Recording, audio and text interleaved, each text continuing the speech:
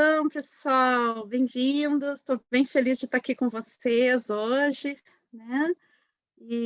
Bom, eu vou me apresentar um pouquinho, talvez tenha algumas pessoas que não me conheçam. Assim, de vista, eu acho que eu conheço quase todo mundo, mas eu vou falar um pouquinho do meu trabalho, um pouquinho o que que eu acho que eu posso contribuir com vocês, né, aqui com a nossa discussão. Então, meu nome é Mirtes Gonzalez, né? Eu já estou há muitos anos na biodança, na realidade quase 40 anos. Fiz minha formação com o Rolando, né? E assim, desde, desde assim que eu comecei a fazer biodança, a época que eu comecei a fazer biodança com o Rolando, ele falava muito da questão e aquela época era bem marcado assim, né, as danças masculinas, danças femininas, e me chamava muita atenção isso. E daí, em um determinado momento, aquela época eu estava casada com Gaston Andino, né? A gente começou a fazer um estudo, isso é anos 80, né? A gente começou a fazer um estudo a respeito das questões que naquela época a gente nem chamava de questões de gênero, né? A questão de masculino e feminino, e vendo, aprofundando essas questões dessas danças, né? Que eram bem específicas, eram até um pouco estereotipadas, assim, né? As danças das mulheres, danças dos homens, dividia o grupo em dois e fazia essas danças. Bom, daí nesse período eu comecei, nos anos 80 também tinha um movimento muito forte dentro da questão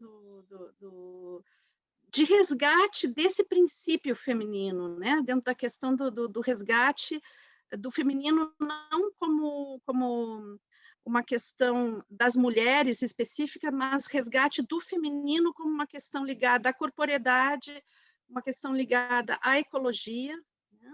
Então, esse corpo que é um corpo humano, mas é um corpo da terra também, né? E daí isso me motivou a ir aprofundando um trabalho específico para mulheres. Então, acho que dentro da biodança, esses trabalhos somente para mulheres, eu fui pioneira, ao menos é o que eu acho que aconteceu. Pode ser que tenha alguém feito antes, mas eu não tenho notícia.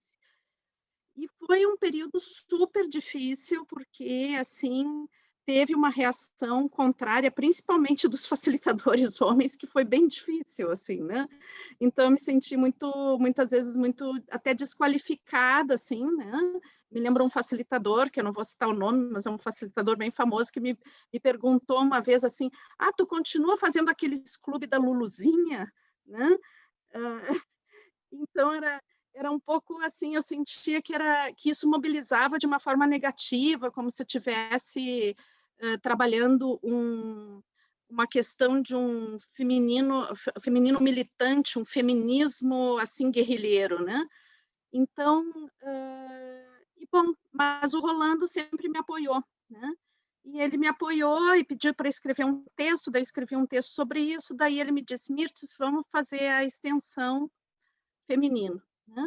Então, eu criei essa extensão, uma extensão que eu ainda trabalho, né, com ela, e com o tempo a gente aí começou a mudar as coisas também, né? Então, a questão do trabalho com os homens, a necessidade de integrar esse trabalho homens e mulheres, e nesse período eu já não estava mais com o Gaston, porque o Gaston também ele fez todo um trabalho sobre a questão do masculino também, né? Ele estuda isso até hoje. E então daí surgiu uma parceria com o Sérgio Cruz, e a gente por muitos anos, então, né, a gente tem feito uma formação que trabalha, né, com as questões de masculino e feminino e a integração do masculino e feminino. O princípio dessa formação não é trabalhar sobre estereótipos de masculino e feminino, mas trabalhar sobre o contato com o significado para cada pessoa do que é ser homem, ser mulher, sem dar padrões de comportamento, né?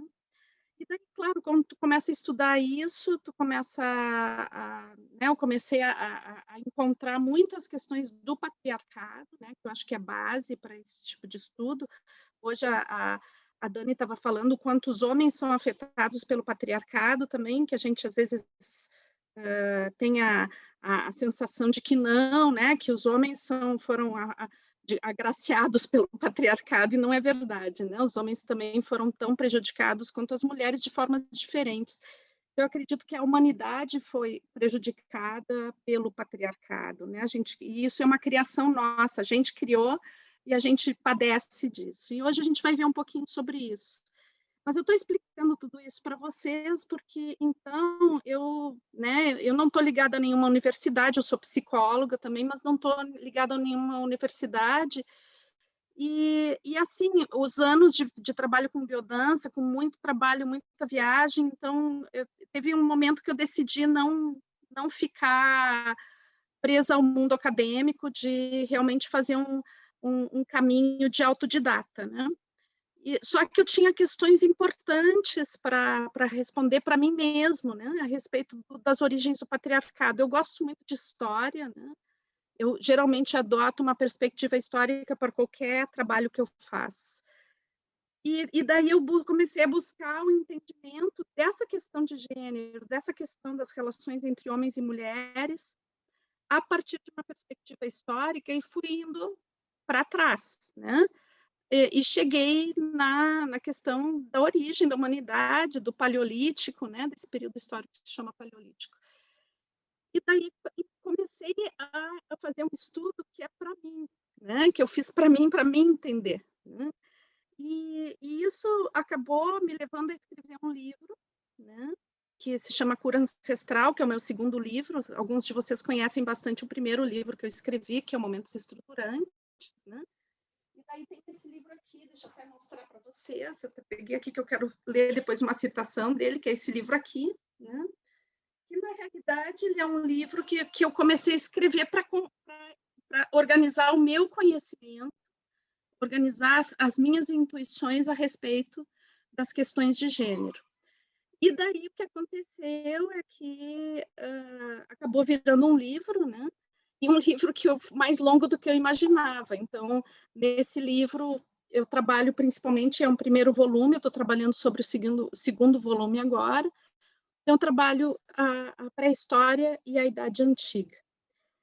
E daí, para responder essas perguntas, eu comecei a poder também a dialogar com diversos autores, diversas pessoas, e poder também trazer isso para o meu trabalho com os grupos, né? Isso... Só um pouquinho, que tem alguém com o microfone aberto, acho que é a Dirce. Tu pode desligar o gargalo. Se desmuta-me. Eu me mutei todo mundo. Que estranho, né? Bom. Então. Daí, então, o que eu estava dizendo para vocês? Então, o que aconteceu que com essa leitura, com essa busca de respostas sobre as questões de gênero, e a partir do momento que eu fui finalizando o primeiro volume do livro, eu comecei a me dar conta que eu não estava escrevendo somente sobre a história das relações de gênero, mas eu estava escrevendo sobre a história da corporeidade, porque não existe como falar de uma coisa sem falar de outra, né? Então, acabou que esse livro que eu escrevi, né, e todo o estudo foi me levando a essa compreensão, que eu acho que era uma compreensão que eu não tinha inicialmente, né? Bom, e daí, então, hoje eu vou trazer um pouquinho para vocês, né, de um super resumo sobre essas reflexões, né? São reflexões longas que se abrem para muitas coisas, né? Mas... Com licença, tem alguém dizendo que o seu som está ruim. As Pois pessoas é. estão te ouvindo bem a mim? Eu estou te ouvindo bem. Deixa eu ver que conexão que eu estou aqui, eu só para ver se eu não estou com uma... ouvindo muito bem. Dani, eu vou fazer o seguinte, eu vou trocar a conexão, que eu estou com uma conexão mais fraca, agora que eu me dei conta. Vamos ver se eu não vou cair, senão tu me chama de novo, tá? Eu vou pedir para entrar. Eu vou trocar a conexão, é isso que está... Agora já foi. Foi? Não, está trocando ainda, agora sim. Vamos ver. Não, Talvez eu paralise um pouco, não? Paralisou um pouquinho uma hora aí, mas agora já... Tá. É que às vezes eu me esqueço de trocar a conexão e daí fica essa coisa um pouquinho ruim. Bom, então, pessoal, eu vou fazer o seguinte, tá? Eu vou contar para vocês o jeito que eu gosto de trabalhar, tá? Para fazer a exposição teórica. E eu vou compartilhar uma tela com vocês, que é uma apresentação. Em um determinado momento, eu vou partilhar um vídeo também, tá? E, assim, eu prefiro, tá? É o meu jeito que eu gosto de trabalhar, eu prefiro contar essa história para vocês, eu vou fazer meio uma contação de histórias para vocês, tá? Então, assim, para mim, se eu ficar interrompendo, eu perco o fio da meada, eu não vou olhar chat, tá? Eu vou estar com a apresentação e vou contar essa história, tá? Daí, depois, é uma história que eu vou contar em meia hora, 40 minutos, mais ou menos, acredito, tá? Depende, assim, às vezes, do meu fluxo de pensamento, vai mais longo ou mais curto. E daí, depois, aí eu vou abrir para a gente conversar, tá? Então, o que eu quero convidar para vocês é que vão deixando anotadinho perguntas que vocês tenham, coisas, comentários que vocês queiram, porque eu não consigo olhar o chat ao mesmo tempo que eu perco o fio do raciocínio se eu fizer isso, tá bom? Certo? Então, eu vou partilhar a tela com vocês.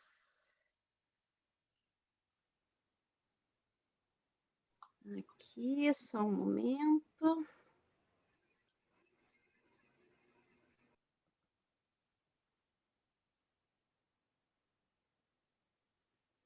Então.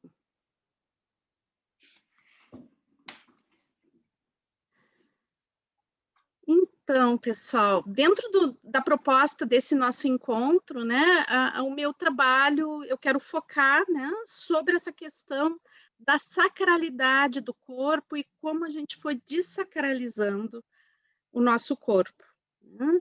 Então, isso tem uma história, né? E eu quero contar para vocês um pouco dessa história, não de uma forma linear, né? Eu quero trazer algumas reflexões que vão ir e voltar dentro dessa história, não da história linear da humanidade, mas ir e voltar algumas reflexões que eu gostaria de propor a vocês. Então, a primeira coisa que eu acho que a gente poderia refletir, né, é o corpo como ponto de partida para qualquer vivência que a gente tenha, né?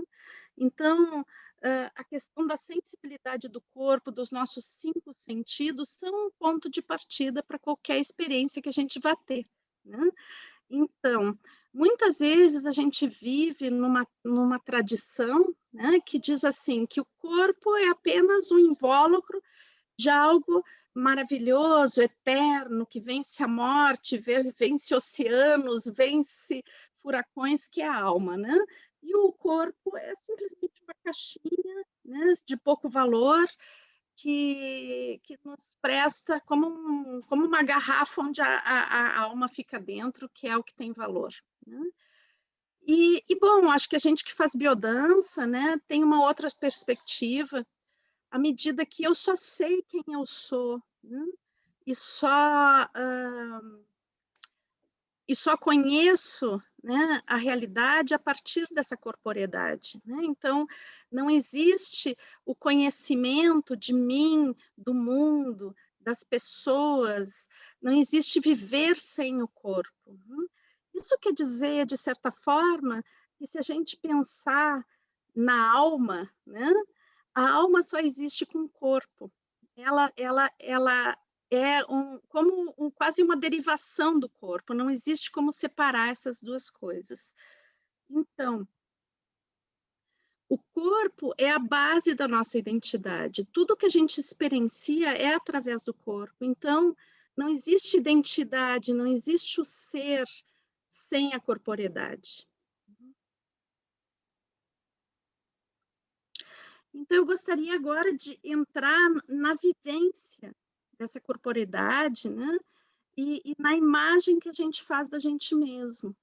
Então, que é as questões de autoimagem e autoestima, que são questões bem básicas para a integração da nossa identidade, né? Então, quem eu sinto que eu sou e qual é a minha relação com essa pessoa que sou eu. Então, se vocês observarem bem, nós somos pessoa, cada um de nós não consegue ter uma interação direta com a nossa própria imagem, né? Cada um de nós, a interação que faz com a própria imagem é sempre através de algum meio, né? Fotografia, espelho, filmagem, né? Então, as outras pessoas, elas não nos veem do jeito que a gente se percebe, porque a gente não se percebe através exatamente do olhar, mas a gente se percebe a partir da vivência e daquilo que a vivência nos provoca, né?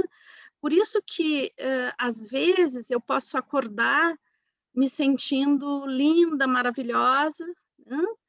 E no meio do dia eu estar me sentindo horrível, feia, gorda, e um pouquinho mais tarde eu já estar me sentindo super bem, super sarada, super bonita, né? Então, essas variações, né, da autoimagem, elas também vão ser responsáveis pela nossa autoestima. E, e esse jogo, né, de autoimagem e autoestima, ele está muito baseado, extremamente baseado sobre a corporeidade, né, e a corporeidade enquanto vivência, corporeidade enquanto as sensações que eu tenho, enquanto como eu me constituo sobre o que eu percebo e sobre o que eu vivencio. Então, eu quero fazer assim, começar essa perspectiva histórica disso que eu vou falar, né, que a gente está conversando aqui, indo diretamente para um ponto que eu acho que é crucial, né, que é um filósofo grego, né, da Grécia clássica, que é Platão, né? Platão e o famoso mito da caverna, né? Platão e a metafísica. Então, o Platão, eu acho que assim, o Platão, dentro da biodança, isso é uma coisa que eu gostaria até de, em algum momento, convidar alguns colegas que pudessem trabalhar um pouquinho mais sobre a questão da filosofia, né? Então, eu acredito que a gente, quando olha Platão, né, não tem um entendimento quase como um recorte dentro de tudo que Platão significou, né, e fica num recorte exatamente sobre a questão da metafísica. Então, porque Platão, ele colocava assim que o corpo, né, o que a gente percebe com o corpo, as nossas sensações, aquilo que vem através dos sentidos, não é de confiança, né? Porque na realidade existe um mundo ideal, um mundo das ideias, um mundo que é percebido pela racionalidade, que pode ser separado desse mundo das sensações, né? E que esse mundo das ideias, ele é o mundo, é a verdade, é a realidade, né? E que o mundo das sensações e o mundo que é percebido pelo corpo é um mundo enganoso, né?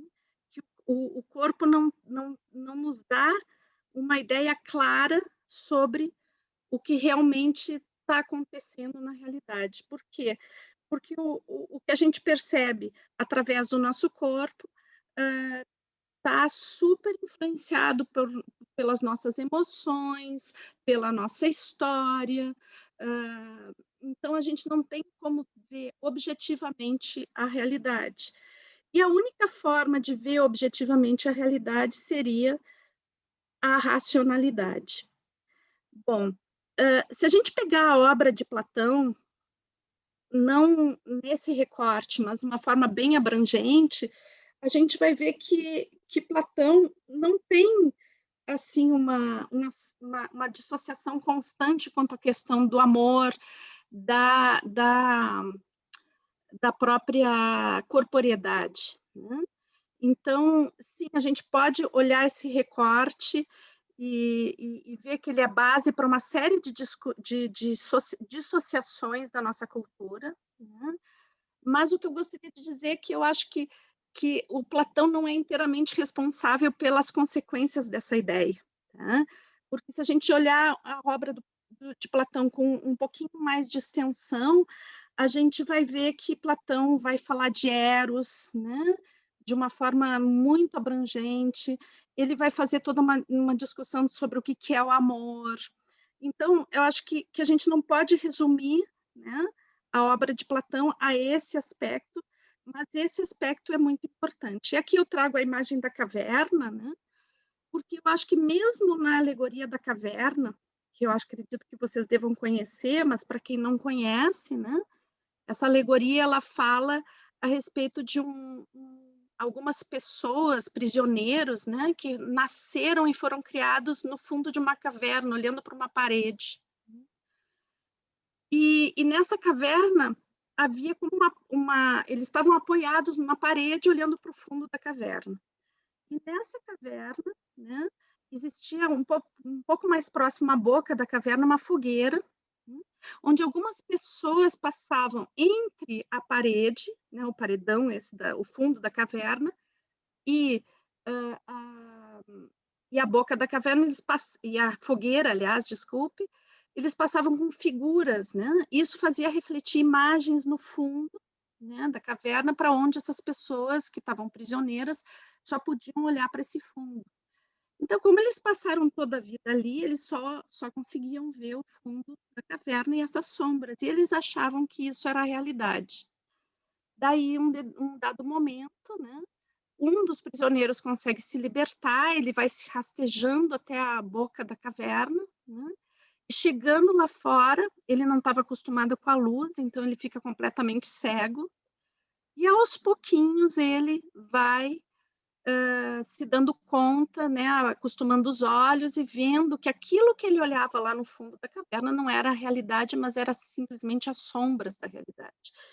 Então, no discurso de Platão, que significa que ele coloca que os sentidos, né, nos trariam simplesmente essa percepção das sombras do que seria a realidade, que a realidade ela é muito mais extensa do que essas sombras, se bem que a sombra reflete algo dessa realidade, né? Então, eu acho que essa alegoria, ela é uma alegoria que fica muito atualizada, né, em tudo que a gente vive até hoje. E se a gente destacar essa alegoria desse significado dissociado do corpo, né, da corporeidade, a gente poderia utilizar essa alegoria para muitas coisas, inclusive para a própria biodança, todo o processo de biodança, onde a gente começa a se sensibilizar mais através da vivência e consegue perceber muito mais as coisas, e que talvez, através da racionalidade, às vezes a gente faça um recorte que é uma sombra, né? Então, eu acho que a questão de Platão é uma questão que a gente teria que ver melhor. Agora, claro, Platão é um dos pensadores e um dos personagens históricos da nossa extensa história que é reinterpretado, que é utilizado, né? Então, eu acho que o grande problema da questão metafísica é justamente o que vem depois dela, né? Então, o Platão acaba a sua história, né? Ele morre, então continua a história acontecendo, né? E daí, então, a forma como a gente vai interpretando, né? E como as questões da própria proposta metafísica dele vão sendo utilizadas ao longo da história, isso sim, eu acho que vai criando uma perspectiva de muita dissociação, né? Então, quando a gente vê, né, essa perspectiva de que o corpo é uma caixinha de algo mais nobre que a alma, né?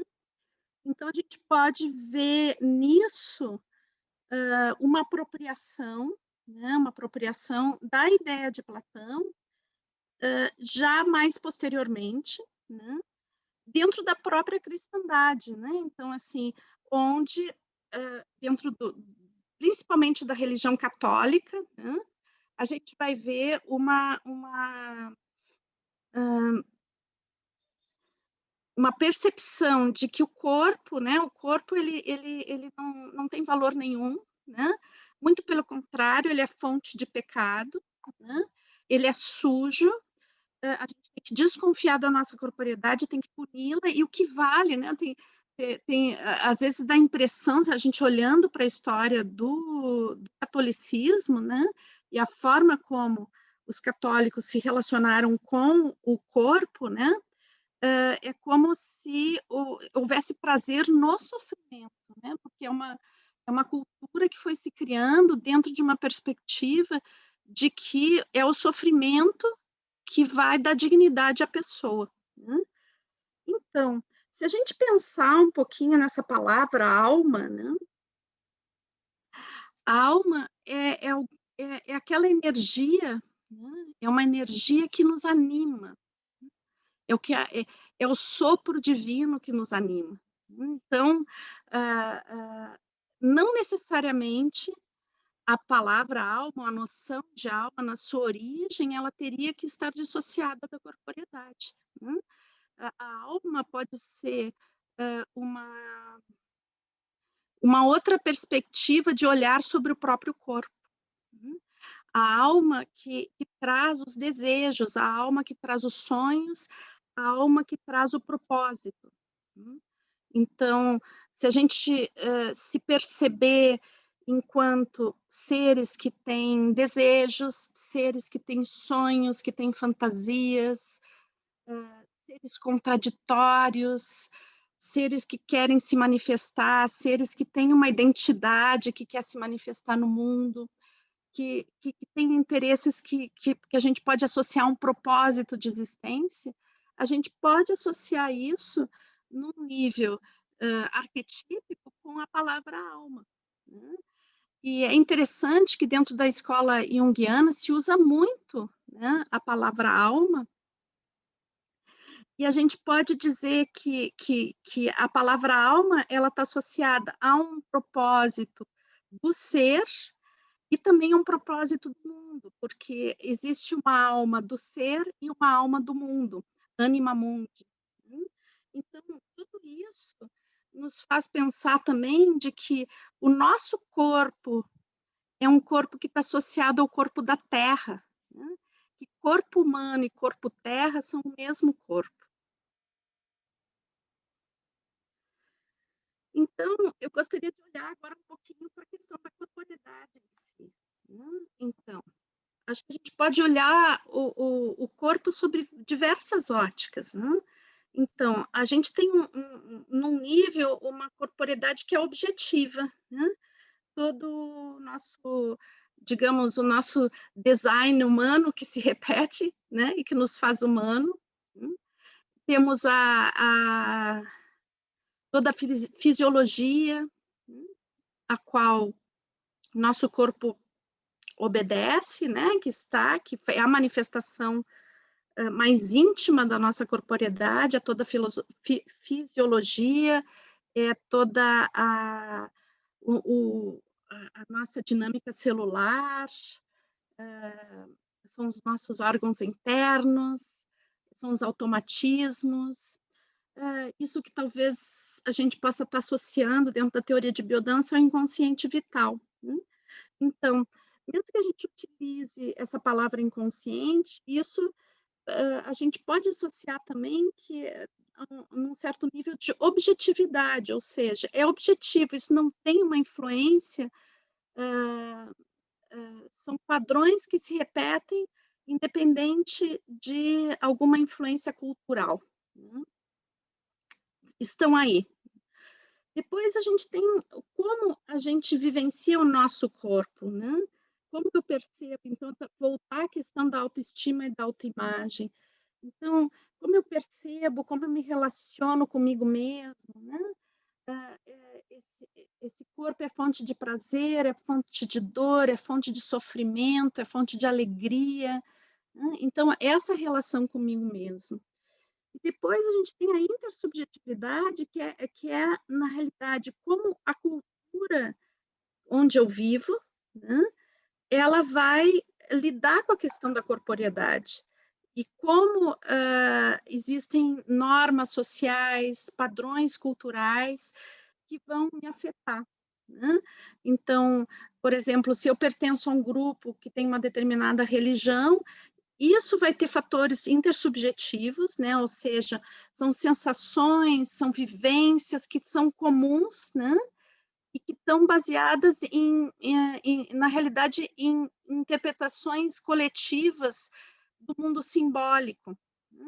Então, eu vivo junto, um pouquinho, a Dani falou sobre isso hoje, né, pela manhã, essa coisa coletiva de uma realidade que é criada coletivamente, que é uma crença criada coletivamente, que determina o meu comportamento, né?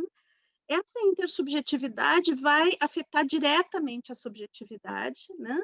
E que vai afetar também em nível objetivo, porque tudo que eu me percebo em nível subjetivo, ou seja, as minhas sensações, a minha relação comigo mesmo, vai afetar a minha visceralidade, vai afetar a minha fisiologia, né? Então, são sistemas que estão interligados e a gente pode dizer que a corporeidade ela está ligada a esses 3 sistemas de uma forma muito dinâmica.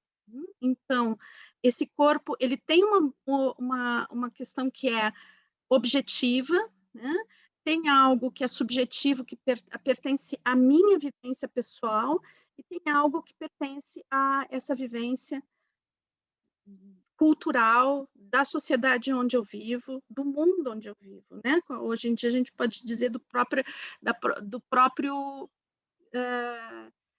sistema planeta, porque, por exemplo, como a pandemia nos afeta a todos, né? Então a gente já tem um nível planetário dessa experiência corporal.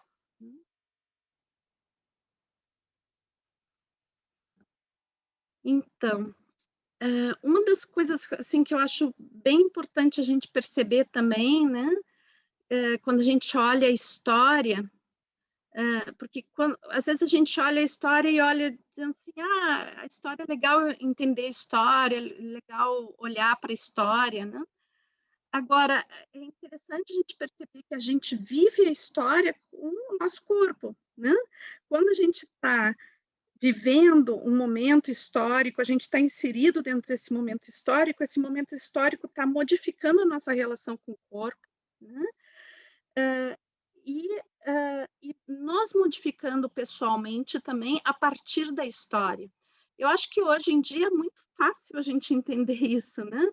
Porque a gente está vivendo um momento histórico super intenso que nos afeta profundamente, né? Em um nível de corporeidade também, né? A gente sabe disso, a gente sente isso, né? E a gente pode ver que cada momento que a humanidade passou afetou os corpos das pessoas, né? As pessoas vivenciaram coisas muito intensas e isso ficou marcado num nível muito profundo. E esse nível muito profundo, ele vai até num nível de profundidade que ele vai passando para as próximas gerações essas sensações, esses sentimentos que no corpo começam a ser memória. Então, existe uma dimensão do nosso corpo que é histórico, né? e que a vivência dos nossos ancestrais é uma vivência que está marcada no nosso corpo agora. Então, não é só o momento atual que incide sobre a nossa subjetividade, é a história da humanidade que incide sobre a nossa subjetividade, né? E sobre a intersubjetividade também, né? Então, o momento histórico que a gente vive é consequência de todos os momentos anteriores. Como eu me sinto agora é resultado de tudo que os meus ancestrais passaram. Agora, claro, eu não estou falando exatamente, né, também é isso, mas não é só isso, de uma ancestralidade recente, eu não estou falando da minha avó, da minha bisavó, nem da minha tataravó, né? Eu estou falando de uma história muito longa, muito antiga, né, que vem lá do início da história da humanidade, né? Tudo isso está gravado, né? Tudo isso foi vivido com muita intensidade. Eu acredito, né, eu nunca vi isso escrito assim muito claro, né, porque eu acho que também as pessoas que estudam arquétipos às vezes não têm acesso à teoria de biodança e a pessoa da teoria de biodança não tem tanto acesso à questão dos arquétipos, então acho que esse diálogo tem que ser feito, né? Mas eu acredito que os arquétipos, é uma reflexão minha essa, né? Os arquétipos são fruto de uma vivência extremamente intensa de alguns momentos históricos. Então, vocês imaginam assim, o momento onde a humanidade estabeleceu uma relação com o fogo, onde ela foi capaz de criar o fogo, né? eu não digo que dominar o fogo, porque eu não gosto dessa palavra, tá? Eu acho que o fogo, a gente conseguiu fazer uma amizade com o fogo, né? O que foi a base para o elemento civilizador. A humanidade não seria humanidade sem o fogo, né? Então, é o elemento humanizador básico. Me desculpa, peraí. Mutei. Estão falando que o som ainda está falhando. Você está mutada. Desculpa. Voltou? Voltou, mas estão dizendo que o som está falhando muito. Você já migrou de rede, né? Sim, deixa eu sair um pouco aqui para Estão ver falando se eu... que acham que o seu microfone está abafando. Que estranho. Vai e volta, pessoal. Olha, para mim está muito bom. Eu estou ouvindo bem Para também. mim também está ótimo. Eu acho que talvez seja o sinal individual de Eu também estou ouvindo bem. Pode ser, porque às vezes a pessoa acha que a origem é o receptor que não está muito legal. Dê uma olhada como é que está a conexão. Deixa eu dar uma Para mim, eu olhadinha não aqui se eu senti tô... nada. Não, eu estou na minha melhor conexão. Tem duas em casa, eu estou na melhor, tá? Então, Uma dica, quem estiver ouvindo ruim, tira o vídeo, que fica melhor o som. tá bom? Podemos continuar, então? Continuamos, então. Eu vou mutar todo Vamos mundo. lá.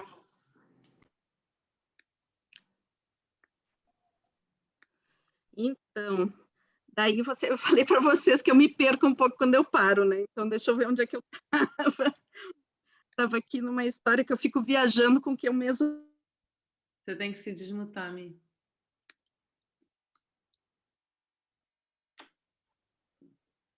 Foi? Estão me ouvindo? Eu mutei todo mundo agora de novo. Estão me ouvindo? Sim. Sim? Sim, perfeitamente. Ok. Então, pessoal, eu estava falando isso, né? Que a gente está imerso dentro da história, né? E que a história nos atinge e que essa perspectiva, eu acho que ela é muito antiga. Eu estava falando da questão dos arquétipos, né? Então, que eu acho que o arquétipo ele é fonte de uma vivência muito profunda, né? Quando tem fatos que aconteceram na humanidade que são tão marcantes, que eles ficam impregnados, né? Não só dentro da nossa vivência pessoal, mas como uma vivência humana. Eu acredito que isso é o fundamento, né? De alguns aspectos do inconsciente coletivo. Então, a própria alquimia que tem a ver com os elementos, né? O quanto cada elemento foi impactante, né, para a história humana. Hoje eu estava falando do fogo e falando que eu acredito que a gente não domina o fogo, né? A gente fez amizade com o fogo, a gente se relaciona com o fogo. Então, às vezes, a gente consegue ter uma relação boa, às vezes o fogo foge ao nosso controle e nos domina, bom, né? Nos lembra que a gente tem que se relacionar com as coisas e não tentar dominá-las, como tudo na natureza, não só o fogo. Bom, então, eu gostaria de fazer uma pequena viagem histórica agora, né? Para ir para a pré-história, que eu acho bem interessante a gente chamar de pré-história, né?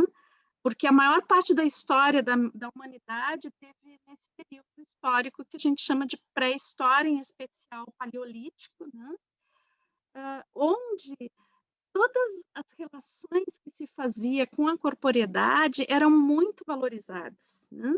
Então, aqui a gente tem uma Vênus, né? Uma Vênus paleolítica, e vocês podem ver que a representação dessa Vênus, das características femininas, né? São muito marcantes, os seios grandes, ela está grávida, possivelmente, tem os genitais marcados, né? Então, isso dá conta, né, da sacralidade que era colocada dentro da corporeidade. Então, especialmente o corpo feminino no Paleolítico era visto como algo divino, algo muito misterioso, né? Porque na época do Paleolítico, possivelmente os homens não tinham muita ideia de a participação deles dentro da reprodução, né? Então, o corpo feminino era algo assim, nossa, né? Imagina, a pessoa de repente faz um bebê, né? E que é um mistério, como que as mulheres conseguem fazer isso, né? Um bebê, né? E depois elas conseguem dar leite. E depois é uma coisa incrível, porque elas sangram e não morrem, né? Então, todo esse mistério do feminino se supõe que a sacralidade, inicialmente, os primeiros deuses não eram deuses, eram deusas, né? Então, as deidades iniciais eram femininas. E essa deidade feminina, ela estava baseada sobre o corpo, sobre a sacralidade do corpo, né? Então, não é por acaso que tardiamente a gente vai ver esse corpo feminino ser progressivamente dominado, como a gente quer dominar o fogo, né? Domesticado e depois punido, né? Punido.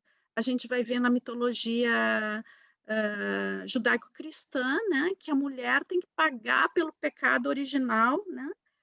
Inclusive um pagamento geracional, né? Parindo com dor. Então, a gente vai ver que tardiamente esse período tão longo da humanidade, de tanta corporeidade, de tanta ligação com o corpo, né? Ele vai sendo substituído por uma espécie de uma dissociação profunda com isso, que chega a ser torturante, né? E isso, por que dentro do patriarcado, o corpo feminino ele vai ser alvo prioritário, né? Porque é como se ele lembrasse dessa criatividade, dessa sacralidade, desse mistério que é a vida, né? E o quanto esse mistério que é a vida, ele está relacionado com o nosso corpo, né? Com o prazer de viver.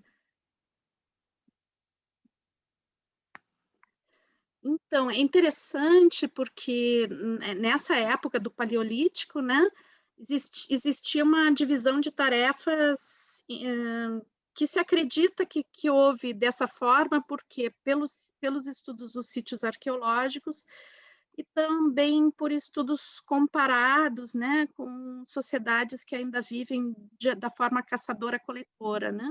Então, se acredita que as mulheres se dedicavam mais à coleta e os homens mais à caça. Acredita-se que é assim, pode ser que não tenha sido, mas acredita-se que é assim, tá? Por esses estudos comparados e também pela questão dos sítios arqueológicos também. Então, só que nesse período, né, no Paleolítico, não existia uma coisa de valor, né? Sendo que o caçador é um super-herói que vai enfrentar um tigre dentes de sabre e a mulher é uma coitadinha que fica varrendo o chão da casa. Não é isso, né? As mulheres, elas desenvolveram uma série de sabedorias que tem a ver com o seu ciclo, né? Que tem a ver com o estudo das plantas. Então, possivelmente, as mulheres tenham sido as primeiras médicas, a quem estudou a medicina, inclusive a Inquisição, mais tarde, vai perseguir justamente isso, esse conhecimento que as mulheres vão ter dentro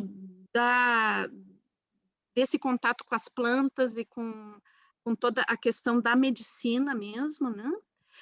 Possivelmente, as mulheres tenham feito os primeiros calendários, porque elas faziam a relação com os ciclos da lua, né, com os ciclos do próprio corpo, etc.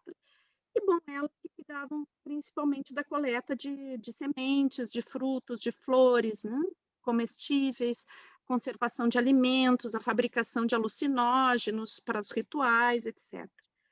Bom, o que acontece é que possivelmente, então, como as mulheres que cuidavam disso, possivelmente tenham sido as mulheres que inventaram a agricultura, né? E a agricultura é um desses momentos da humanidade que faz algo radicalmente muda, né?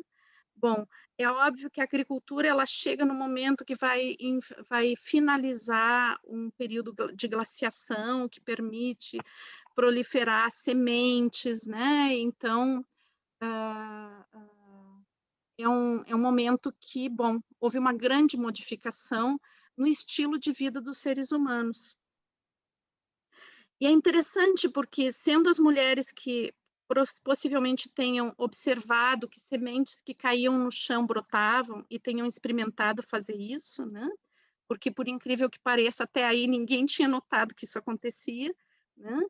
Então, possivelmente as mulheres que tenham feito isso, mas possivelmente, então, o que aconteceu é que justamente as mulheres que puderam descobrir isso foram as que mais sofreram logo depois com as mudanças sociais que houveram em cima da agricultura. Então, a agricultura é um ponto básico, né? Assim como o fogo, como humanização, a agricultura como surgimento da civilização. A civilização não vai surgir imediatamente, mas ela está a caminho, né? A partir do momento que surge a agricultura. E interessante a gente perceber, em nível de corporeidade, que tipo de reação existe com o surgimento da agricultura, é que a partir desse momento, o corpo que servia a gente viver e se relacionar com a natureza, e saber os ciclos das estações, e saber como caçar, como compartilhar alimentos, como viver juntos. Então, esse corpo agora, né, serve a plantar e a colher. Então, vai se notar nessas culturas que vão se formando no período posterior, que se chama Neolítico, né? São culturas que vão diminuir a ingesta de variedade de alimentos, elas vão cultivar cereais, vão comer cereais, então empobrece a nutrição, né? A postura corporal vai ser afetada, né? Então, tem toda uma questão de se submeter a um trabalho, né, repetitivo, que isso não existia antes, essa relação com o trabalho, né, vai mudar. Então, a gente vai, aos poucos, estabelecendo uma relação do corpo como um utensílio de trabalho, né? Algo que tem que se submeter a esse sacrifício que é o trabalho, né? Então, a própria palavra trabalho, né, que vem de um instrumento de tortura, né, a etimologia da palavra. Então, essa coisa que eu vou submeter o corpo a uma série de movimentos que ele não está preparado naturalmente para fazer. Isso vai causar uma série de doenças em nível postural,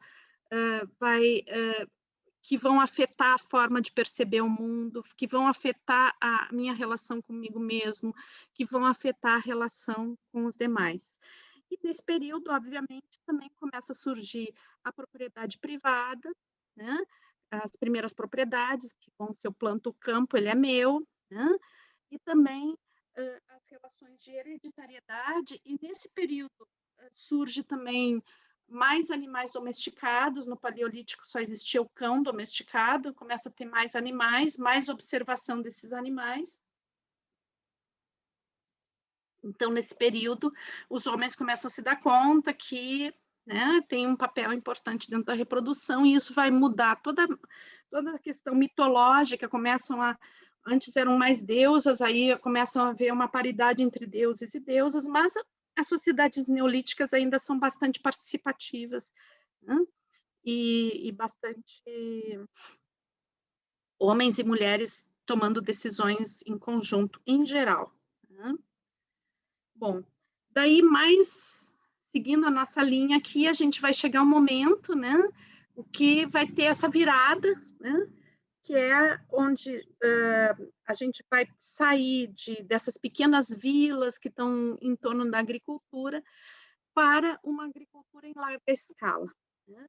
Então, a agricultura em larga escala vai ser o ponto básico para o surgimento do que a gente chama de civilização.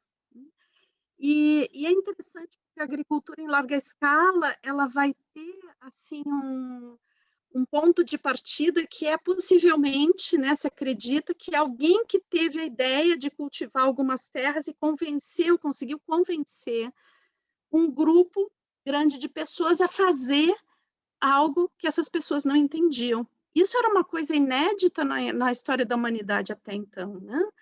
alguém que te convencesse a fazer algo que eu não via o porquê ou o resultado, né? Então, possivelmente houve inicialmente um grande líder, né, que coordenou um grupo de pessoas a cultivar uma região, né? Possivelmente essa região que é entre o rio Tigre e Eufrates, né? Que era uma região muito difícil de fazer cultivos aí, né? Que era uma região bem agreste, bem difícil. Então, esse líder conseguiu convencer as pessoas a cavar canais de irrigação e fazer um primeiro campo em larga escala. Bom, e o que acontece logo depois é que esse líder, né, é visto como alguém muito especial. Meu Deus, como essa pessoa consegue ter uma visão tão ampla das coisas, né? Então, começou a haver uma ligação entre o divino e o líder. Isso não existia antes, pessoal. A gente acha tão comum isso hoje, né? Essa divinização dos líderes. Isso não existia até então. Isso é fruto da civilização, né? Então, o que acontece? Esse líder, ele começa a ser o cara que vai coordenar as ações, né? E vai ter um monte de gente que vai trabalhar para ele, né?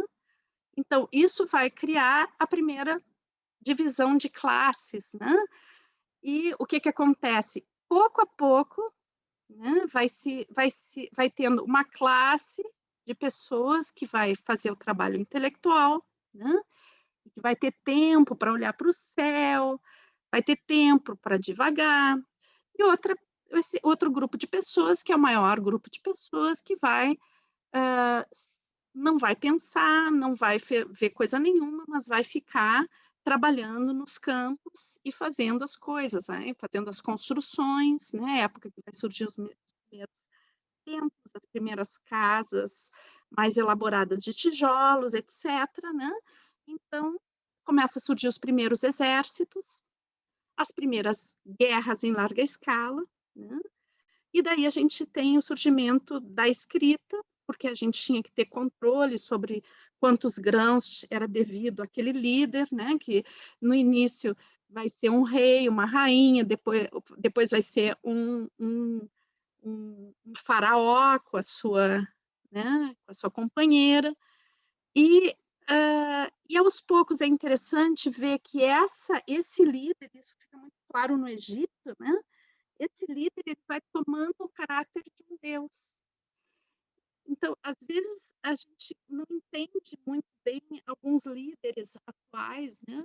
A pessoa já tem tanto poder, tanto poder, tanto poder, e ela continua querendo ter mais poder. Por que o poder enlouquece as pessoas, né? E a minha hipótese é que justamente num nível muito primário, né? A pessoa não é que queira mais dinheiro, ela quer se tornar um deus, né? Existe uma ligação entre a divinização e o poder. Bom, e daí então a gente tem a partir daí, né? A questão da escravidão, do trabalho forçado, do ter que trabalhar sol a sol, da desnutrição, de um sistema de relações sociais que se baseia na exploração, isso começa aí, né? E é interessante que o sistema que a gente pode chamar de patriarcado, ele vai se sedimentar aí também, né? Então, tudo vai sendo construído também a partir de uma visão de uma organização masculina, principalmente, né? E onde o controle da sexualidade feminina tinha que ser muito bem feito, porque como é que eu ia saber que o herdeiro era realmente filho, né? Então, aí começa todo um sistema de controle da sexualidade feminina também, né? Então, o corpo começa a não ser mais fonte de vivência, mas o corpo começa a ter que ser submetido, né? O escravo tem que ter o corpo submetido, a mulher tem que ter o corpo submetido, e o próprio líder, né? Ele se submete. É um sistema muito cruel esse, né? Porque todos os envolvidos eles têm que se submeter, né? E é interessante que esse corpo que é submetido, esse corpo que é controlado, também é o corpo da natureza, né? À medida que eu tento cada vez mais ter o controle sobre a natureza, eu vou querendo ter cada vez mais controle sobre o corpo também. E eu gostaria agora de partilhar com vocês um filme, né, que tem umas imagens que eu acredito que a gente possa relacionar a isso, né, que eu gosto muito. Eu vou partilhar com vocês o filme. Assim, sempre quando eu partilho o filme, pessoal, sempre aviso que eu já deixei preparado, então eu espero que não entre um comercial, tá? Porque eu já vou apresentar ele online. Mas se entrar, a gente pula daí vocês me desculpem, né? E logo depois a gente entra de novo no... Bom, deixa eu só preparar para entrar com som também aqui. E esse filme eu estou trazendo justamente porque eu acho que ele fala através de imagens, tá? Sobre isso que eu estou expondo aí, essa relação do corpo com o trabalho, com se submeter, com desvalorizar, com obrigar a fazer certos movimentos, certas relações, onde o corpo acaba sendo uma máquina, né? Uma máquina de produção, e quanto isso está relacionado com relações ecológicas também. Tá? Então, essas... Desculpe que eu compartilhei a imagem errada, só um pouco. Ok, vamos ver este.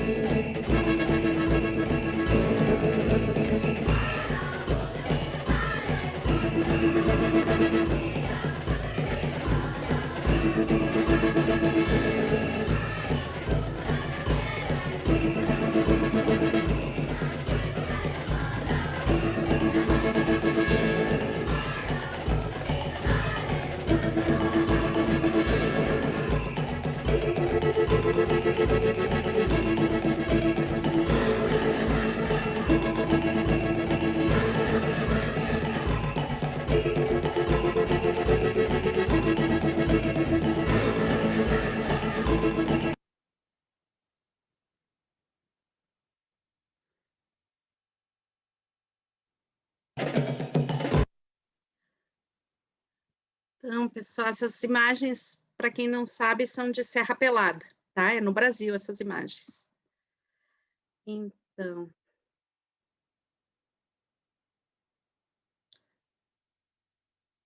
eu acho que esse filme ele traz muito claro, assim, né? o quanto a nossa civilização ela é produtora de neurose, né? E o quanto essa dissociação, né, do corpo, essa obrigação ao sofrimento, ela nos produz doença, né? E essa doença ela não está relacionada somente à relação com a gente mesmo, mas ela está relacionada à nossa relação com o mundo, com o planeta, né? Com a vida em geral. Eu quero trazer para vocês aqui uma citação, né, que eu faço no livro, que é uma citação do Harari, que a Dani trouxe hoje de manhã, né? Então eu vou ler só um trechinho aqui para vocês, que faz uma comparação entre os caçadores-coletores, né, paleolítico, e a nossa cultura hoje. Então, a economia dos caçadores-coletores proporcionava à maioria dos indivíduos vida mais interessante do que a agricultura ou a indústria. Atualmente, um operário chinês sai de casa por volta de 7 da manhã e atravessa ruas poluídas rumo a uma fábrica com condições precárias de trabalho, onde opera com a mesma máquina, da mesma maneira, dia após dia, durante longas 10 horas, voltando para casa por volta das 7 para lavar louça e a roupa. Há 30 mil anos, um caçador-coletor chinês possivelmente saía do acampamento com seus companheiros às 8 da manhã.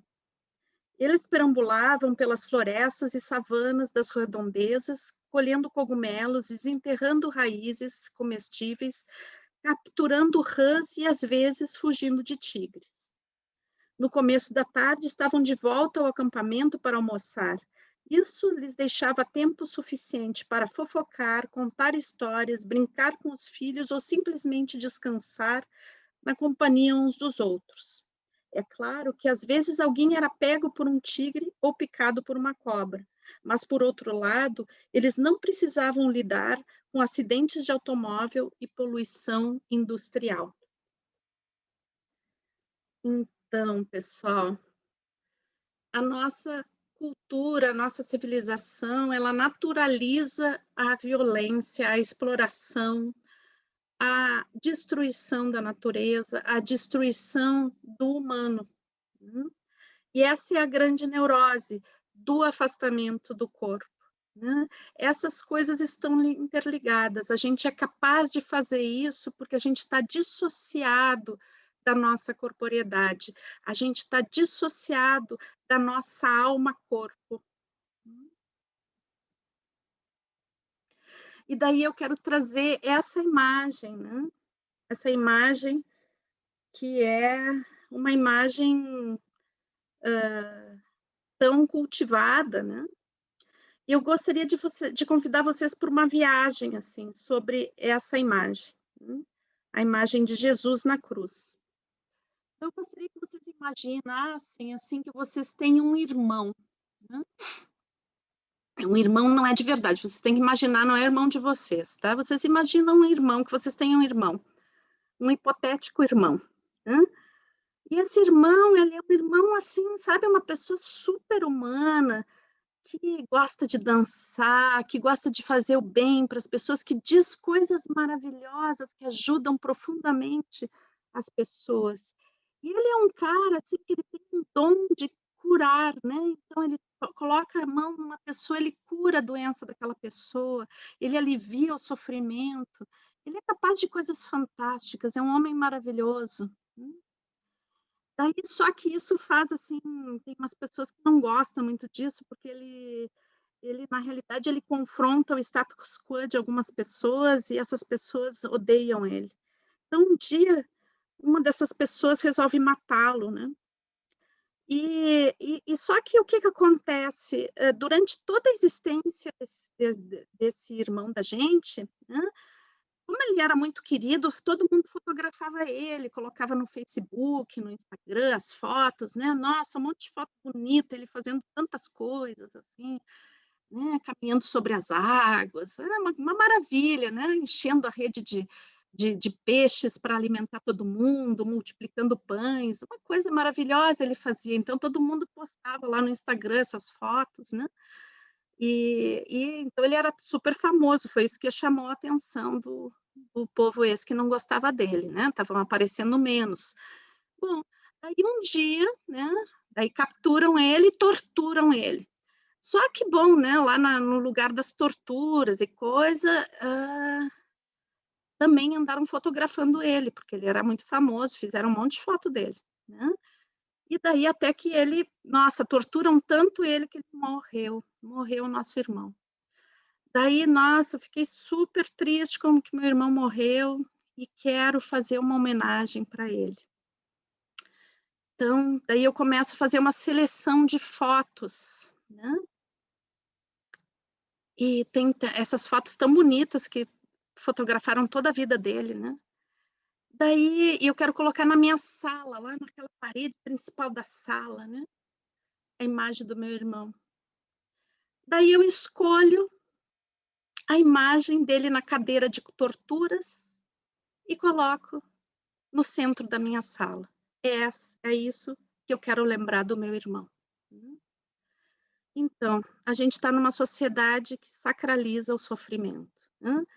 E a cultura católica, apostólica, romana, e eu quero frisar o romana, né? Porque está ligado ao Império Romano, ela se apropriou, né, essa ideia, né, de que a realidade metafísica é uma realidade que vale para desprestigiar o corpo e submeter cada vez mais o corpo ao sofrimento.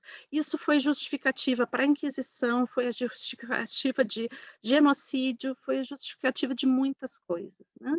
Então, quando a gente fala de hoje em dia de fundamentalismo, né, do Islã, sim, é fundamentalista, mas a Igreja Católica foi extremamente fundamentalista também, matou muita gente por causa disso, né?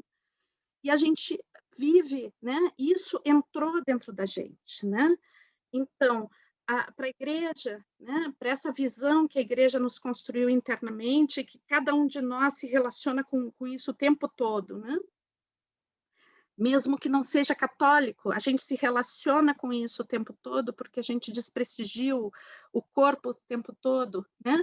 Mutila o corpo, obriga a trabalhar, torna o corpo um escravo, né? Então, é o corpo que é prisão, né, da alma, a alma que é essa essência maravilhosa que tem que fazer o corpo sofrer para poder se manifestar. Mas a gente pode pensar que, diante disso, né, é a alma que é a prisão do corpo, né? Se para revelar a alma eu tenho que mutilar o meu corpo, eu tenho que obrigar o meu corpo, então é a alma que é a prisão do corpo. E daí, bom, como tudo isso afeta, né? Afeta o nosso mundo hoje, parece tão antigo, tão medieval, né? As fogueiras das feiticeiras, né? Parece que isso ficou lá atrás.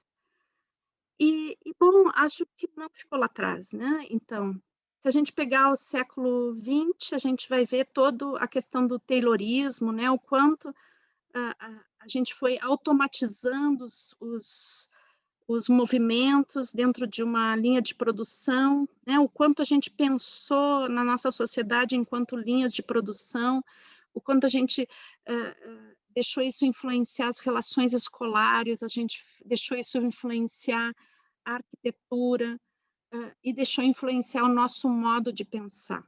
Né? E o quanto isso afetou a nossa percepção de tempo e espaço. Então, lá na Revolução Industrial, né, a gente começou um processo onde a gente, com a invenção do relógio mecânico, né, onde esse relógio que teoricamente teria que nos servir, né, servir a nós, a gente se situar, poder se encontrar, marcar um encontro com um amigo e se encontrar, né, isso serviria para um relógio, serviria super bem para isso, né? Uma coordenada espaço-temporal, tal hora em tal lugar. Né? Só que, ao invés de o relógio nos servir, nós servimos ao relógio, né? Então, aos poucos, esse relógio vai diminuindo o tamanho, ele vai se corporificando, ele vai ficando no nosso corpo, na forma de pequenos reloginhos, e que vão ditando o ritmo do nosso corpo. A gente perde o ritmo do corpo para incorporar um ritmo externo, que é o ritmo da cultura, que é o ritmo da civilização, né? E daí, bom, a gente continua corporificando coisas, né? E daí vem o celular, né? E daí vem o nosso medo de morrer, e vem, né, aos pouquinhos, um corporificar a tecnologia. Então, existe uma hipótese que, inclusive, está no próprio livro que a Dani citou, do Harari, né, do Sapiens, o Homo Sapiens, que fala assim, que, na realidade, a humanidade como a gente conhece, né, a humanidade corpo como a gente conhece, ela está desaparecendo, porque o que a gente chama de grande singularidade, né? A inteligência artificial está se corporificando, né? E a gente está virando um misto entre inteligência artificial e humano. Bom, então, aí vem a nossa prática, né? Vem a biodança, vem a nossa dança. Então, entender que a vida, né, em todos os seus sentidos, não apenas a vida humana, mas a vida em todos os seus sentidos é uma grande dança, né? E o vínculo, o veículo dessa dança é a corporeidade, né? Nós somos dança, o universo é dança, e tudo isso está conectado, né? Bom, a nossa existência aqui nesse planeta depende muito disso, né? Muitas vezes a gente diz assim, a humanidade ela vai acabar com a vida do planeta, né? A gente não tem a condição de fazer isso, mas a gente pode gerar a nossa própria extinção do jeito que a gente está vivendo, né? O nível de dissociação que a gente está vivendo.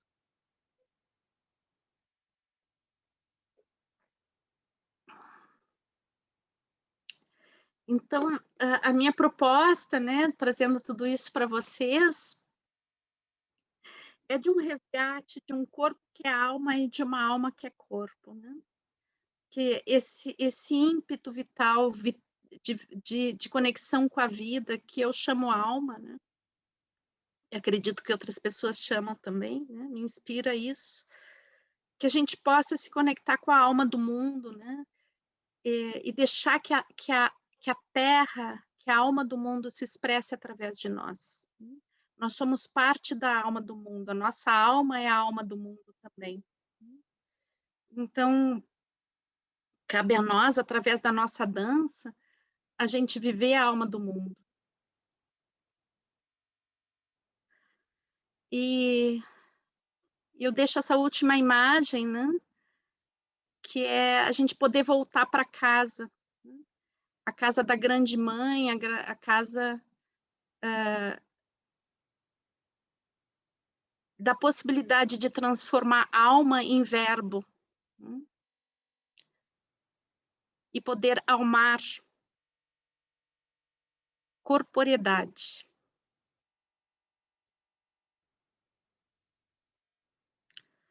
E é isso, pessoal, que eu queria compartilhar com vocês.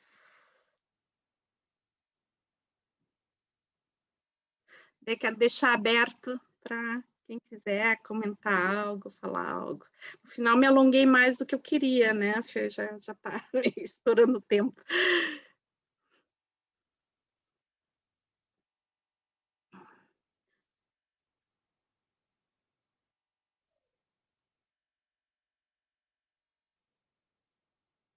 Cris? Só queria dizer muito obrigada. Eu estava precisando ouvir isso hoje, sim. E sempre me esclarece muitas coisas, me mostra perspectivas muito diferentes, assim. E E eu fiquei pensando várias coisas, especialmente pelo que aconteceu aqui em Porto Alegre essa semana, envolvendo a morte de um senhor, né? E, enfim, foi muito boa a reflexão, assim. Muito obrigada, como sempre. Te amo. Querida, obrigada. Também te amo.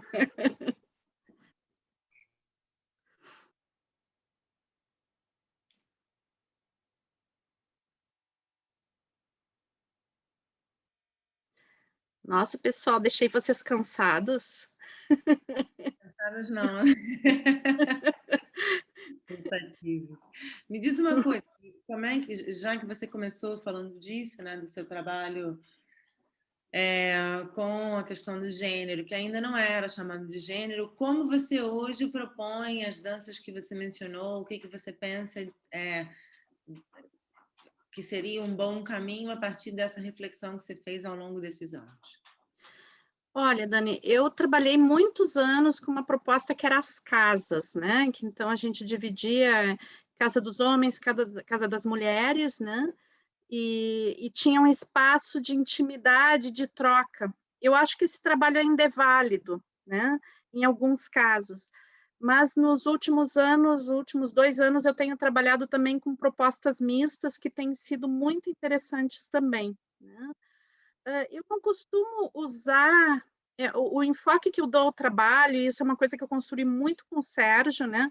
Já com o Gaston a gente já tinha construído bastante isso, mas com o Sérgio isso tomou um corpo muito forte, é que a gente não trabalha exatamente com danças, mas a gente trabalha com rituais, porque na realidade o ponto básico do trabalho que a gente faz sobre gênero está um pouquinho baseado na teoria da Maria von Franz, que é uma junguiana, né? E também na teoria do Campbell, né? Que eles dizem assim que, na realidade, uma das grandes dificuldades da nossa cultura é a banalização dos rituais, né?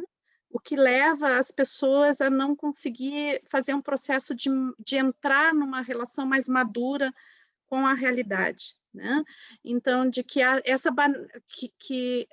para os junguianos, assim, a passagem, né, para o mundo adulto, ela é necessário comunicar isso para o inconsciente em nível ritualístico, né? E o que acontece dentro de uma cultura onde não existe mais rituais válidos, né? Eles existem, mas eles são superficiais, eles são cooptados pelo comércio, etc., né? Então, como, por exemplo, a festa de Natal, Ano Novo, é cooptado, a gente vira consumo, mas não consegue resgatar o sentido daquilo, né? Então, todas as culturas ancestrais, elas trabalhavam sobre rituais iniciáticos que faziam exatamente uma ruptura, né? Morte da infância e início do período adulto. Isso estava muito relacionado com rituais iniciáticos de gênero, né? Então, geralmente, o ritual era ou para menino ou para menina. Isso foi em cima disso que eu baseei a criação das casas, né? Então, vendo que era necessário, em nível antropológico, a gente via que as culturas ancestrais, elas utilizavam isso não para dizer como uma mulher ou um homem se comportava, porque isso é um equívoco fazer essa leitura. A leitura é, segundo eu penso, tá? A leitura é criar um espaço privado, né? Um espaço íntimo, onde eu posso partilhar os mistérios daquele gênero, ou seja, dentro dos povos ancestrais, os mistérios de ser mulher, ou de parir, ou de aleitar, ou da menstruação, etc., né? E os homens, todas as coisas relativas à masculinidade, não no sentido de um modelo de homem, né? Mas enquanto vivência de ser homem, né? Então, essas casas rituais, elas tinham nas culturas ancestrais, a gente ainda vai ver isso em alguns índios, no Amazonas, etc. Tem algumas culturas que ainda têm isso. Bom, então, a construção que eu fiz durante alguns anos, junto com alguns companheiros, né, de trabalho, foi justamente trabalhar sobre rituais e não sobre danças. Então, que eram sequências de danças muito ritualísticas que ajudavam a pessoa a fazer a ruptura, né, e entrar no mundo adulto. Então, a base de trabalho é esse. Muitas vezes as pessoas perguntam para a gente, né, como é que é as danças de ser homem e ser mulher? A gente não trabalha com isso, né? Não trabalha, né? A gente trabalha com danças de passagem, né? Danças, sequências de danças que são rituais, com esse propósito, né? De fazer uma ruptura, né? Porque em nível corporal a gente amadurece, mas em nível psicológico não. Então, poder proporcionar essa ruptura, né? Ruptura com o mundo infantil, ruptura com as relações infantilizadas com o próprio sexo, com as relações de poder que se estabelecem em nível familiar, etc. Né? Relações de controle, que a gente chama de amor, né? Essas relações, a gente poder trabalhar justamente aí. Então, nosso trabalho nunca teve baseado em danças, mas, claro, nesses últimos anos, eu tenho sentido a necessidade de fazer casas, assim, compartilhar as casas, né? Então, a gente tem feito experiências, agora a gente fez virtual, né? Eu tenho feito um grupo que trabalha sobre os contos de fada, por isso que eu falei hoje de manhã, né? Que é sobre mulheres que correm com os lobos, esse livro. Teoricamente é um livro que foi escrito para mulheres, mas os homens têm participado e tem sido muito rico a participação dos homens, né? Então, depois a gente teve também alguns trabalhos sobre um filme agora que é sobre os homens, eu não me lembro direito o nome do filme, agora me faltou. Não me lembro agora o nome, ou talvez alguém se lembre aí que participou. É o Silêncio dos Homens. Silêncio dos Homens. Isso. Silêncio dos Homens. Então, daí que as mulheres vieram participar, né? Então, eu percebo que tem um novo momento histórico, onde as pessoas estão com necessidade de se reunir novamente. Teve um momento aí nos anos 80, 90, que as pessoas queriam grupos separados para discutir intimamente as coisas, né? E eu acho que hoje faz sentido em alguns momentos fazer isso. Eu acho que faz sentido ainda, mas não sempre, né? Porque eu acho que às vezes tem uma polarização entre homens e mulheres que não é produtivo, né? Que não é legal. Então, ficar só nisso não é legal, mas é legal ter, às vezes, esses espaços mais privados. E o que eu não gosto de trabalho de biodança com essa questão são essas danças muito modelo, assim, como fazer para seduzir a pessoa, né, a pessoa do sexo oposto, né? Daí eu acho assim, daí a gente já está dando padrões culturais, a gente já está, sabe? Na internet, não precisa. Não, daí não, eu acho não é uma dificuldade de entendimento de uma questão que é muito complexa, porque essa questão é complexa, ela não é simples, ela abarca muitas coisas. E daí, pessoal, quem quiser saber bem essa história todinha, eu tenho o livro que fala de toda essa história um pouco que eu contei. Agora eu estou escrevendo sobre a Idade Média, né? Quero trabalhar sobre a questão da Inquisição, estou estudando o Islã, né? O surgimento do Islã também, que eu quero entender melhor isso. Como eu disse, eu escrevo os livros para mim mesma, né? Então, estou querendo entender como é que funciona e estou estudando sobre isso.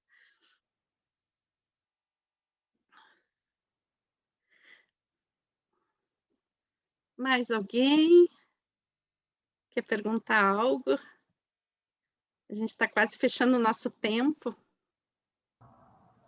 Eu gostaria de colocar que essas falas, eu acho que nessa época de pandemia, depois de tudo, assim, como esse espaço contribuiu assim, muito essas falas, tanto da Dani de manhã quanto agora de manhã, assim, para a gente ampliar, sabe? Estou saindo com a minha cabeça cheia, assim, e para isso reverberando e que vai reverberando e ponderando, né? E trazendo esses conceitos assim que são muito muito necessários, né? Então, muito agradecimento. E também queria te perguntar, Mirti, sobre o livro, como é que a gente faz para adquirir?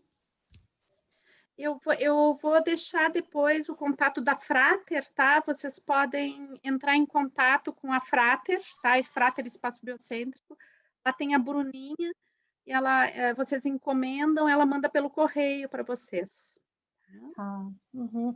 Eu queria lembrar, hoje de manhã, eu estava lembrando, enquanto a Dani estava falando, da coisa da obediência, né, ao homem. Faz pouco tempo que eu trabalhei com um grupo de mulheres, faz 2 anos, na verdade, e eu sei que nessa região tinha pessoas assim que comentavam, né, acho que inclusive que é comum ainda pedir para fazer tal coisa, pedir para fazer a carteira de motorista, pedir permissão, né?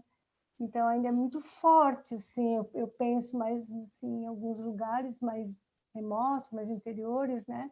Que isso seja uma realidade, assim, ainda. Eu acho que uma das coisas, assim, que é urgente, eu acho que tem muita gente trabalhando nisso, mas é urgente a gente fazer, é resgatar a história das mulheres, né? Porque a história é contada a partir de uma perspectiva masculina, né, e que faz uma questão muito seletiva, né? Então, parece que as mulheres não fizeram nada durante todo esse tempo, e tem montes de figuras históricas super importantes, né? Então, acho que é...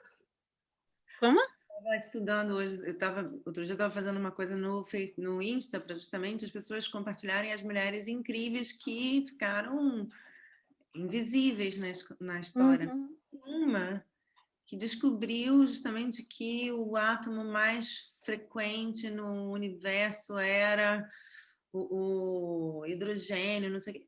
Nunca nem ninguém deu plaquinha para ela de agradecer nada. A gente sabe de Newton, a gente sabe de Einstein, e a descoberta dela tão importante quanto... Esqueci o nome dela agora. Enfim, mas quanta gente, né, que fica invisível. Se a gente olha os livros didáticos da escola, em geral, são todos autores. Sim. E eu acho que a gente tem que cuidar uma coisa, Dani, assim, que eu deixo aqui, né, que é a minha visão da coisa, assim, eu acho que dentro da biodança a gente faz isso também. Repete. As mulheres têm, as mulheres têm pouca palavra dentro da biodança, a gente repete isso. Então, parece que quem pensa é o homem, né? Uhum. Então, acho que isso é uma coisa que a gente tem que trabalhar também, dentro que a gente reproduz as coisas, né? Então, até na estrutura própria política, para não reproduzir um modelo patriarcal num sistema que se diz transgressor, né? uhum. Essa tensão que a gente estava falando antes, a gente precisa ser muito atento, porque de repente, quando a gente vê, tá... E outra coisa que eu queria lembrar, até que quando tu estava fazendo a tua fala, eu não achei que ia desviar muito, mas eu acho que é legal ver isso que tu falou da mitologia grega, né? E a mitologia grega, ela é uma história de abuso sexual, de estupro, que é uma coisa impressionante, né? É de uma violência. Medusa, né? Outro dia eu vi um vídeo seu da Medusa e falei, nossa, eu não sabia disso, babado. Mas É terrível, terrível. A história da mitologia grega é uma história de abuso do feminino, né? Então, a gente, assim, tem, inclusive o Junito, ele separa entre deusas, ele fala de deusas vulneráveis, né? Que são deusas que acabam sendo vítima, né? A própria, por exemplo, se a gente vê a Perséfone, né? Que ela é raptada pelo próprio tio, em acordo com o pai, né? E é violentada, é óbvio que ela foi violentada no Hades, né? Então, assim, essas histórias, assim, elas são muito pesadas, muito... E é importante a gente olhar para elas, porque elas são a base da nossa cultura, a base da psicologia, né? e a gente dança. Então... Oi, Vai lá, Andréia. Queria, na verdade, um pouco da opinião, eu estava falando isso um pouco antes com o Dani, tua opinião sobre a questão estética feminina, né? Uma das coisas que me chama a atenção, por exemplo, eu não sei quem outro dia falou, ele estava lembrando disso, que a Dilma, por exemplo, Rousseff, foi muito, sempre que ela aparecia, ela era criticada porque ela era feia, porque ela era gorda, porque ela era isso, porque ela era aquilo. Nada importante inerente ao cargo dela. No entanto, ninguém fala isso de um Bolsonaro, por exemplo. Ninguém chega para o Bolsonaro e diz que ele está gordo, que ele é feio, né? Então, a gente vê o quanto isso a estética é importante na questão do feminino. Como é que tu vê isso? Nós somos desqualificadas muitas vezes, ou sermos somente observadas desde esse ângulo, como só isso existisse nas mulheres, né? E muitas vezes, aí eu vejo muitas mulheres que se descuidam para fazer um repúdio a isso, o que também é ressaltar e ressaltar isso, compreende? A ausência também é dar importância a isso, é relevar isso. Então, queria saber a tua opinião a respeito disso. Eu acho que essa questão é super complexa, né? Então, a primeira coisa é dizer assim, que existe uma indústria imensa que se move cultivando a insegurança feminina, né? Então, a indústria da moda, a indústria dos cosméticos, a indústria de cirurgia plástica, a indústria do escambau, se move basicamente manipulando a autoimagem e a autoestima feminina. Então, o primeiro passo, né, é esse. E segundo, assim, bom, eu acho que existe sim uma desqualificação, faz parte dessa desqualificação histórica do feminino, né, da mulher, colocar o valor sempre na questão estética, né? Só que eu acho que a gente tem que olhar. Outro dia que eu compartilhei aquele vídeo sobre a Medusa e a Atena, é chamar atenção sobre isso. Eu acho que nós somos responsáveis como mulheres por perpetuar isso, porque a primeira a apontar que a outra está gorda, que a outra é xoxolenta, que a outra está cheia de ruga, somos nós, né? Então, assim, eu acho que parece que é exatamente isso. Quando é uma mulher que se manifesta, sempre vem esse julgamento, né? Esse julgamento, se como ela está vestida, se ela fez as unhas, se ela cortou o cabelo, se não cortou, é que coisa que a gente nem olha para se um homem fez ou não, né? Então, acho que um bom começo é a gente parar de fazer esse tipo de coisa e focar, né, dentro de outras questões. E eu acho que outra questão também super importante, né, é também a gente tratar de coisas que não têm a ver com o feminino. Parece que toda vez que uma mulher vai falar de alguma coisa, ela tem que falar sobre o feminino. Acho que sim, algumas mulheres vão falar sobre o feminino, mas a gente tem que falar de outras questões, né? Falar de questões gerais, a gente tem que falar sobre tudo. Parece que o resumo da história de uma mulher é falar sobre o feminino, é ser autorreferente o tempo todo, né? Acho que sim, são questões que a gente tem que falar, mas tem que sair, transcender disso, falar de outras coisas. É uma coisa interessante também, a partir disso, quando a gente vê com frequência homens que estão totalmente fora de forma, se relacionando com mulheres que têm esse arquétipo da princesa e que se cuidam e que se cobram isso, e de repente a mulher que é toda linda, não sei o que, engorda um pouquinho, o cara que está totalmente fora de forma diz para ela que ela engordou, que aí perdeu o interesse, quer dizer, não impacta nos homens da mesma forma. Agora eu começo um pouco com a mídia por causa da coisa do corpo musculoso, está tendo mais, né? Que descobriram que podem aprisionar os homens nisso também, né? Pois é. Dá lucro. Tá também um consumo. Mas é bem menos do que as mulheres que ficam aprisionadas, infelizes a vida inteira. E é muito louco isso, essa manipulação da indústria, né? Porque não é que tu pode fazer o que tu quiser, nunca vai ser o suficiente, sempre vai ter insegurança, né? Tem um vídeo muito antigo do sabonete Dove, eu não sei se vocês já viram esse vídeo, né? Que vai falar sobre autoimagem e autoestima, que é bem interessante. Eu vou ver se eu consigo esse vídeo para botar para vocês ali no chat, né? Que vai falar justamente disso, né? De o quanto nós olhamos para nós mesmos e ressaltamos todos os, entre aspas, defeitos, né? Então, nunca é o suficiente, nunca é o suficiente. Queridos e queridas, eu acho que a gente tem que ir chegando para o final, né? Então, eu vou botar para vocês aí esse vídeo do Dove, eu vou botar as indicações aí de onde adquirir o livro, tá? Para quem não sabe, eu tenho 2 livros escritos, um é Momentos Estruturantes, que não vai trabalhar questões de gênero, vai trabalhar questões de identidade, vivência, memória, né? Todas essas coisas, tudo relacionado à teoria de biodança. E depois, esse é o Cura Ancestral, que é o primeiro volume, estou escrevendo o segundo, né? E que ele vai trabalhar sobre essa questão das relações com o corpo, gênero, patriarcado, todas essas questões, tá bom? E também, se vocês quiserem acompanhar, tá? Eu tenho um canal YouTube muito ativo, vou deixar também ali o canal. Toda semana eu posto lá 5, 6 vídeos, né, dos trabalhos que eu estou desenvolvendo. E também o próprio cura ancestral, eu estou fazendo um trabalho semanal do cura ancestral, e daí vocês podem ver eu falando dos capítulos, né? Esse ainda está acontecendo, mas eu já tô colocando no canal eles, a cada apresentação, tá bom?